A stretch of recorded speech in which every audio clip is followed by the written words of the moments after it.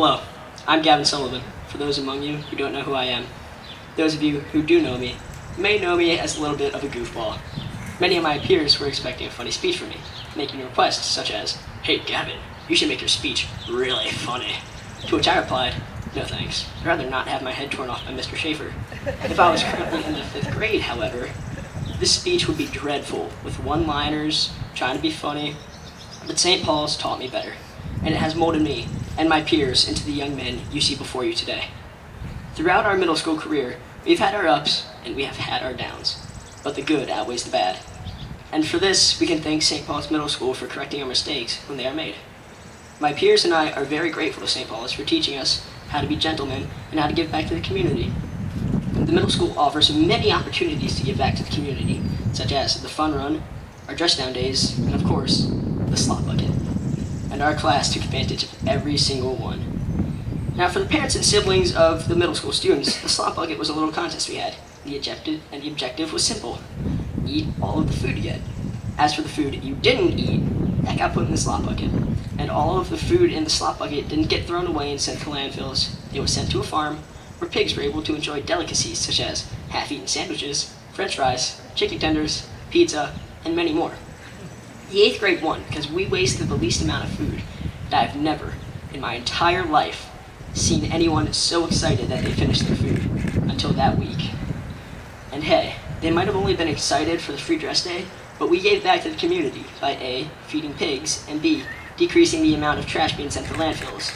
It may have not been much, but any difference, big or small, is a difference. Now on to the 8th grade class in general. We're such a unique group of guys, you wouldn't believe it. We all have so many differences, but we get along. And if you ask me, that's an accomplishment. We don't choose to stay in small social groups. We all have friends everywhere, and there's almost never a moment when someone is alone. If we see that happen, we would walk over, ask, "What's up, man?" and promptly invite them to join in on the fun, be it basketball, foursquare, tag, or even just friendly conversation. Nobody gets left out. We've had some pretty crazy experiences this year. One of the most memorable is the 8th grade trip. Now, how many 8th grade parents remember their child telling them of the 8th grade trip? Go on, raise your hands. Yeah. Many things happened on the 8th grade trip. As Mr. Kleeman being chased by a bear. Just kidding. But you believed it for a second. Don't be ashamed. So did we. Brooks Jarrett's legendary hobo with a hatchet story. Spoiler alert, he was behind the washing machine the whole time.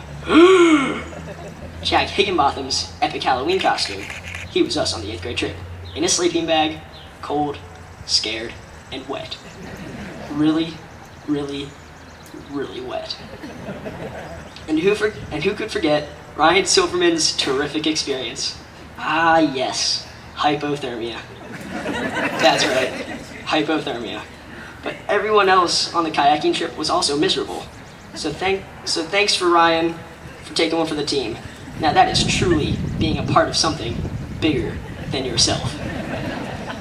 Not only have we had crazy experiences, but we also have been given our privacy. We have been given the golden ticket, our own hallway. Just for us. No 7th graders sharing homerooms with us. There was peace amongst the land.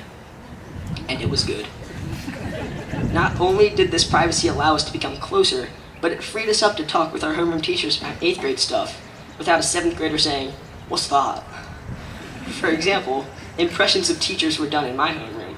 I will not say who it was, no matter how spot on the impressions were. But moving on, it made it easier for students who were struggling in a class to visit a teacher in the morning without having to travel up the stairs or through crowded hallways. It was easy, and for this, we are thankful. Now we are not lacking in athletic strength. We have Dominic Piazza, a very skillful and strong wrestler, Jamal Sharon, a very big and amazing football player, I mean like, really amazing, and Spencer Hall, a very courageous lacrosse player. Good on you, Spence. Academically, we are not falling behind either. With Jarrett Davern and his extraordinary knowledge of world geography, possible Indiana Jones right here, and Martin Hundertmark's general intelligence is just mind-boggling. But those are just a few names. There are many more, and the list goes on, and I just don't have enough paper to explain everything about everyone, so I'll paraphrase. We are smart and athletic in our own ways. Moving on. I have high hopes for us in the upper school, and I believe that we will exceed expectations from teachers and students. We will fit right in with the students with our social abilities, and the teachers will be happy to see how we perform in the classroom. From my experiences, I have seen many of my fellow students conquer many problems in class, and I hope to continue to see this in the upper school. I am proud to be a part of the 8th grade class, and if I am ever in a public and I see one of my peers, I can say with confidence, hey, I know that guy, and he's pretty swell. And know for a fact that he will amount to something great. We all have our own skills and we utilize them each day. For example, my skill is charisma, and my ability to write speeches. Exhibit A. Exhibit B. Noah LaSalle's skill is motivation, and based on his 8th grade speech, he would probably go on to run an anti-bullying campaign. Philip Heflin is a natural actor, and he would probably win an Academy Award, but be unable to accept it due to the fact that his heavy metal band, Baby Meat, is on tour in Australia.